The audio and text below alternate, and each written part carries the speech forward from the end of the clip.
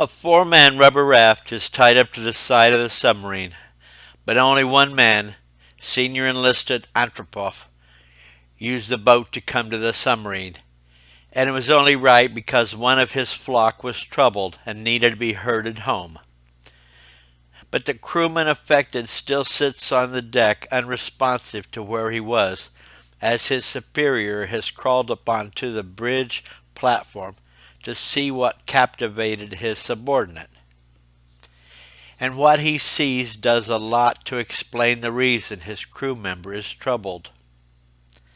In fact, the sight of the nuclear warhead is bothering Damien too, because in no way could his men have thrown this weapon overboard, and it has remained with them the entire trip, trapped within the confines of the submarine's bridge.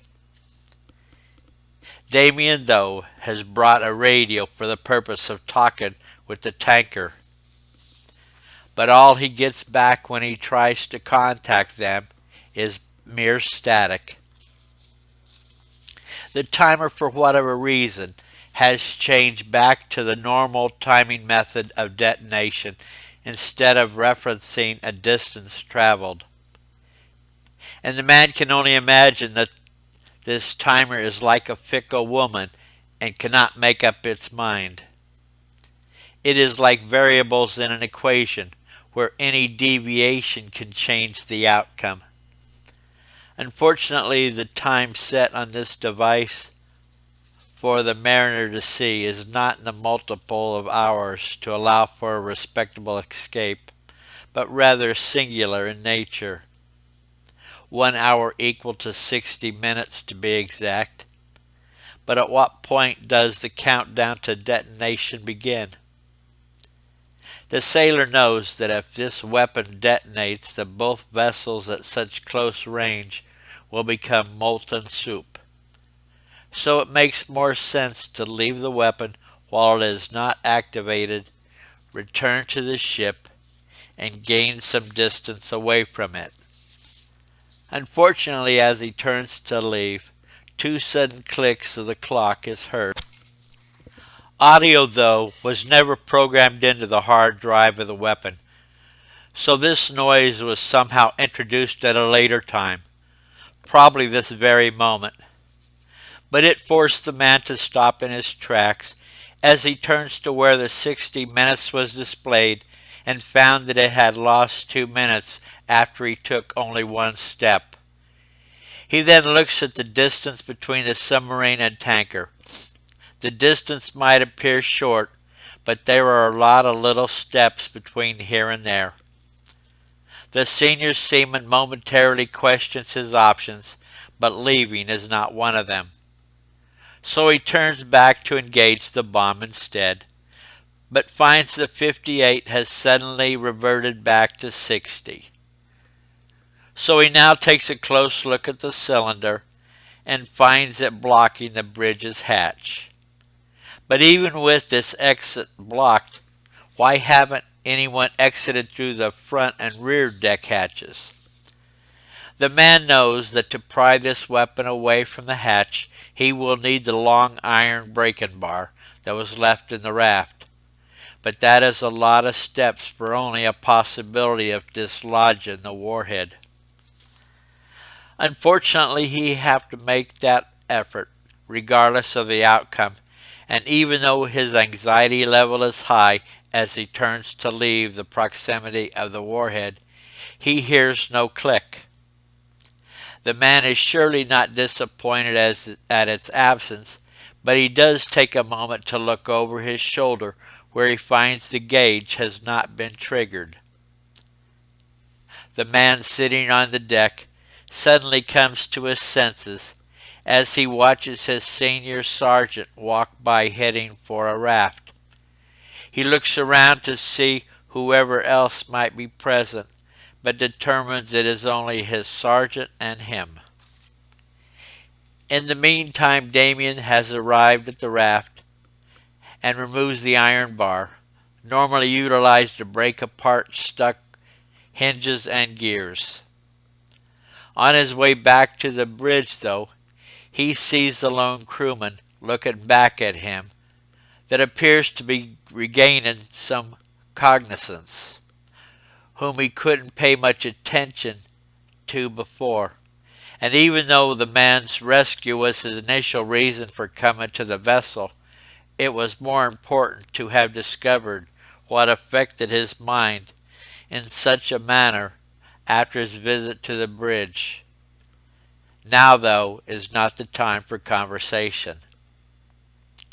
The lower enlisted man's problems, though, should be the least of the sailor's concern, unless his superior can take necessary corrective action at the tower.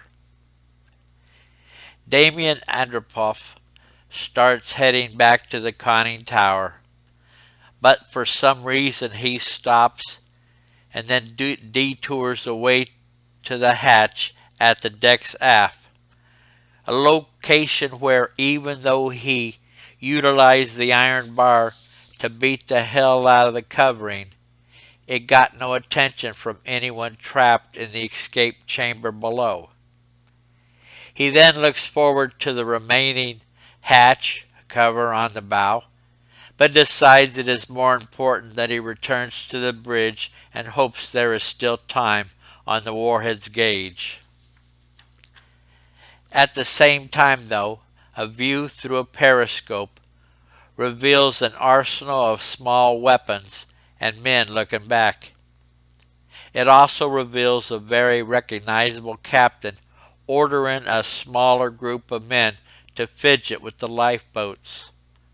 But for what reason it was hard to tell, even though the capsized lifeboat is still prevalently viewed in the scope. Captain Romanoff, though, not realizing he's being watched or by whom, continues to inspect the remaining lifeboats to understand why they failed to operate.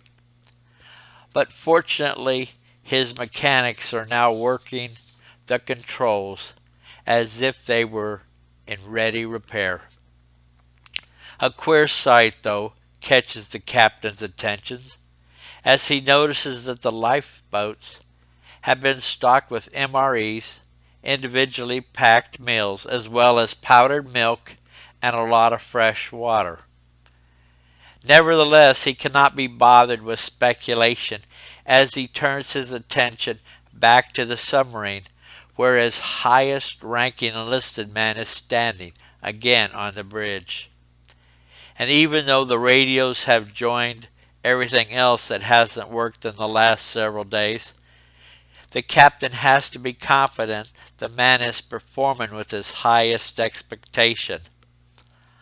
Accolades, though, is not what the senior enlisted man needs, as he takes a long look over the entire deck of the submarine, but it is hard for him to imagine the inactivity currently taking place below deck. Maybe the crew below has all died, but then who would maneuver the ship to surface in close proximity to an oil tanker that could easily destroy it with the concealed deck guns on the vessel? He looks again at the warhead and how it is configured over the hatch, disallowing it to be opened, and then he realizes that no one has the advantage at this point. So he works his way down to where the warhead is wedged, and with one hand holding the inside wall of the bridge, he tries with the other hand to dislodge the nuke. Again, the meter stands fast at 60 minutes. He realizes the weapon is doing the same thing as it was doing on the ship, and at this moment he doesn't understand what is triggering the mechanism to react. Suddenly the man, who has returned to the bridge, is virtually knocked to his knees as he feels the submarine jostling in the water. And he stands back up, utilizing the center of the conning tower for support. And it is hard to fathom in the man's mind as he witnesses the submarine scrumptiously moving sideways But this is totally unimaginable for any submarine, especially for an antique submarine like this, because it is not a satellite with diverse spacecraft propulsion systems fixed on the side of its hull, which would allow the vessel to move in more than a front or back motion. What purpose would it serve, even if it could be explained? Unfortunately, the sounds of the bizarre can never be explained, as the man can't help but notice that the whole ocean suddenly becomes silent. Stranger, though, is the subliminal message for charity penetrating the man's soul. Remove the warhead. Let these men have a chance to breathe.